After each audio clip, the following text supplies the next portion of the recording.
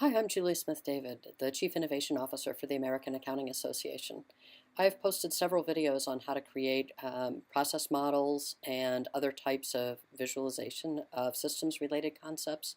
And I wanted to take a quick moment to just show you a tool that I think can really help many people make great diagrams and work together in teams. And it's using a tool called Lucidchart, which you see right here. When you're using Lucidchart, you log in, you've got your own account, and universities are able to get university access. If you're in the professional world, then it's a very reasonable fee, I believe anyway. And you can create your own documents, and I thought I would just show you by creating a new document how easy it is to use. And so you can use it for swim lane diagrams, sophisticated flowcharts. I'm just going to make a really simple decision tree using a flowcharting tool. And so it's deciding on dinner plans. And I've recently transitioned to Sarasota, and so this is something that I can think about how I want to do. So if I want to add a title to the diagram, I can drag across, and what I did was I highlighted it and then dragged, and I can say the title is Deciding on Where to Eat This Weekend. And in all cases, the side corners are how you can increase or decrease the size of any of the figures within the tool. And so I'm going to increase it and also increase the size of the chart, of the text, several. Usually I'll start a decision tree with a terminator, so again I just highlighted it and clicked on it, and I'm going to say start.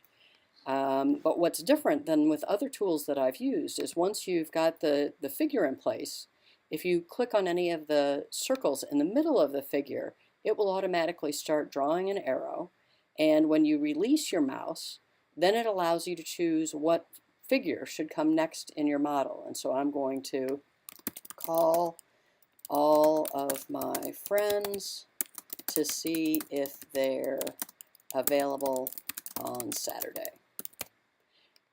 And then after I do that, I can say, okay, a decision, is anyone available?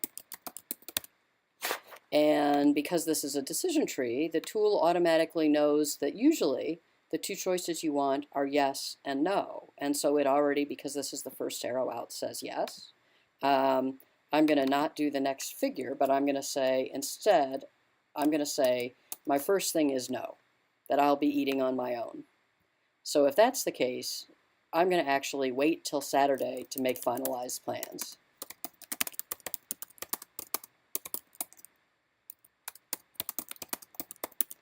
But if the other option is yes, it's not really that I want to know if it's yes. I want to know if is there one only.